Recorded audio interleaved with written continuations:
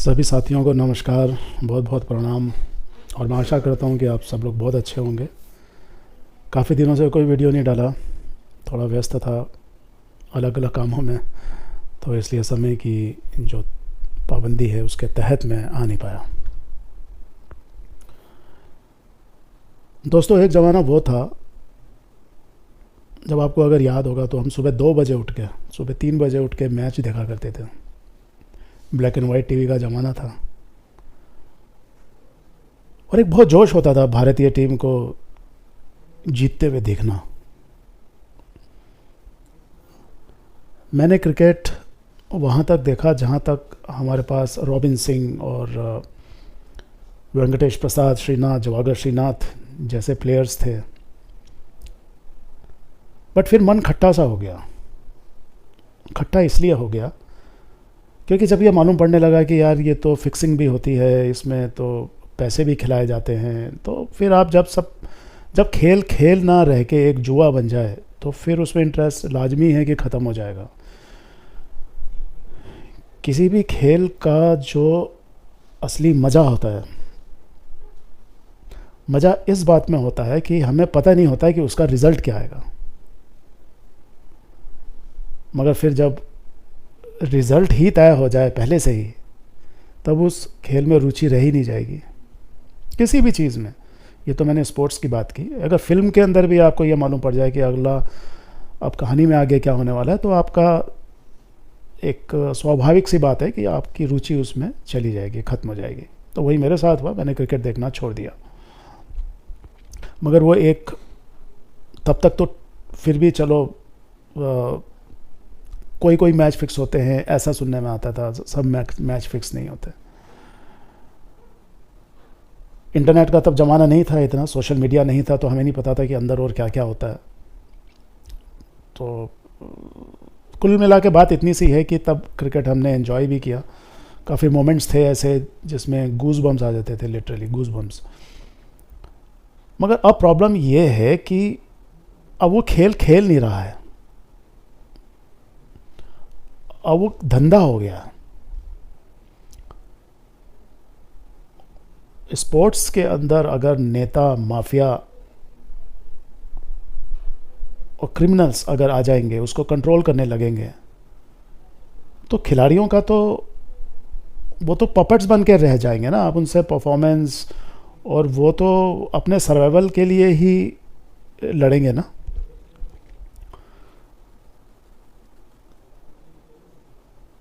Selection होने से लेकर जो ये करप्शन शुरू होता है, हमने ऐसे कई एग्जाम्पल देखे हैं जहाँ पे एक से एक बढ़िया खिलाड़ी का सिलेक्शन नहीं होता है, और वो अगर किसी बड़े खिलाड़ी का कोई बेटा है या किसी बड़े नेता का कोई बेटा या कोई रिश्तेदार है, तो उसको हमेशा जो है तवज्जो दी जाती है, महत्व दिया जाता है उसको। तो ये तो हम जानते ही हैं, ये तो कोई नई बात नहीं है।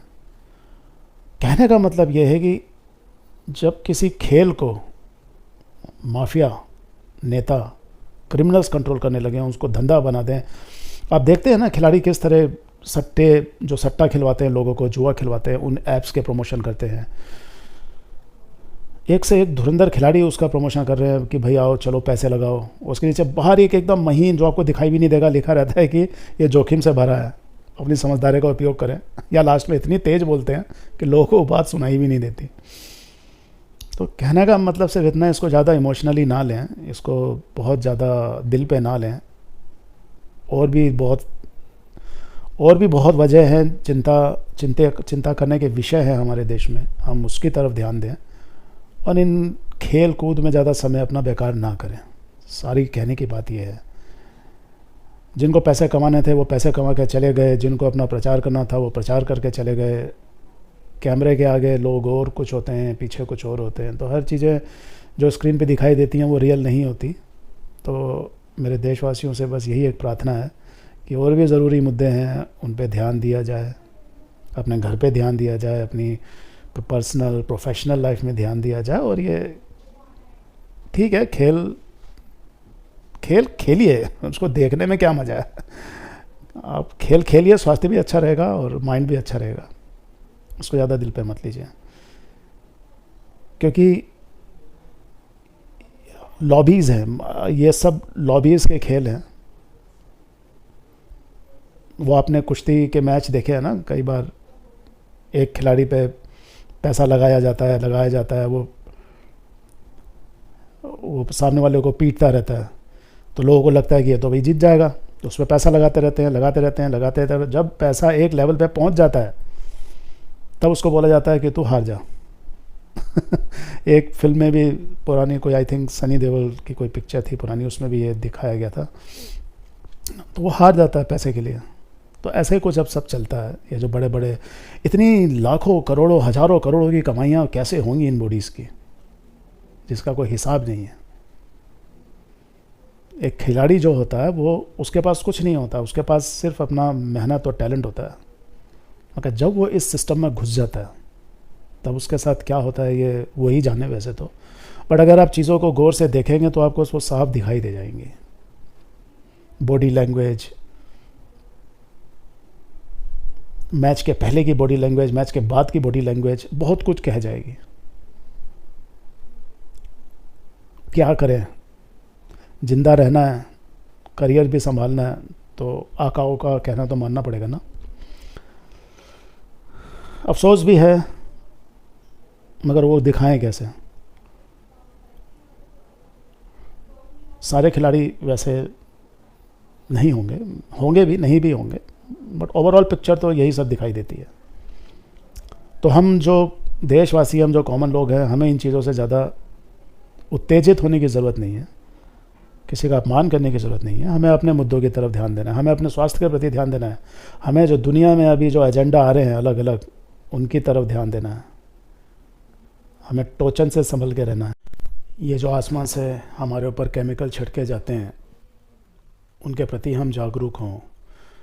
किस तरीके से हमें ये बताया जाता है कि प्रकृति में कुछ गलत हो रहा है, और हम इतने ज़्यादा समझदार लोग हैं, जो ये कुछ चंद लोग, जो ये माफिया लोग हैं, जो ये 1% हैं, ये हमें बताते हैं कि हम प्रकृति से भी ज़्यादा समझदार हैं, और हम आपके भले के लिए क्लाइमेट लॉकडाउन लगाएंगे, और आपके लिए नए नए केमिकल स्पॉन्सर करेंगे। ये हमें बताएंगे कि हमें क्या खाना है, हमें क्या पीना है, हमारे लिए नए नए टोचन लेकर आएंगे। हमारे बच्चों के साथ ये वही करेंगे जो हमारे साथ किया। आधार कार्ड, कभी ये कार्ड, कभी वो कार्ड, कभी डिजिटल करेंसी, कभी ये कुछ, कभी किसानों के लिए नए नए रूल।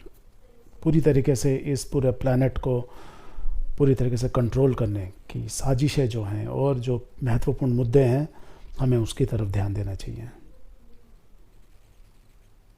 खेल कूद, फिल्में, एंटरटेनमेंट, हमें अच्छा लगता है एंटरटेनमेंट, क्योंकि डिस्ट्रैक्शन है।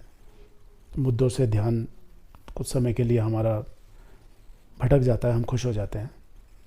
एक तरीके से एक नशा है, एक नशा। तो और भी बहुत सारे मुद्दे हैं, ज़रूरी मुद्दे हैं, जिसकी तरफ हमारा ध्यान देना बहुत ज़रूरी है। और ज़्यादा ओपन अगर कुछ बोलते हैं तो फिर वीडियो ब्लॉक होने का एक चांस रहता है, इसलिए ज़्यादा और कुछ ओपन नहीं बोलते हुए मैं यही बोलूँगा कि अपने आसपास देखिए क्या हो रहा है, किस तरीके से आपके कैश पे हमला हो रहा है, किस तरीके से आपकी स्वतंत्रता पे हमला हो रहा है, किस तरीके से आपके बच्चों पे हमला हो रहा है, आपके खेतों पे, आपके घर पे, आपके व्यवसाय पे, आपके स्वास्थ्य पे, आप जो हवा लेते हैं उस पे, आप जो पानी पीते हैं उस पे, सब तरफ से किस तरह हमला हो रहा है, और किस तरीके से आपको गुलाम बनाने की, और गुलाम तो ऑलरेडी हैं मैट्रिक्स में, बट उसको और टाइट, उस कैद खाने को और सर्वेलेंस और ज़्यादा उस पर कड़ा रुख करने के लिए क्या क्या लुभावने शब्दों के पीछे छिपे हुए एजेंडा चल रहे हैं। मुझे लगता है ये ज़्यादा ज़रूरी है। धन्यवाद।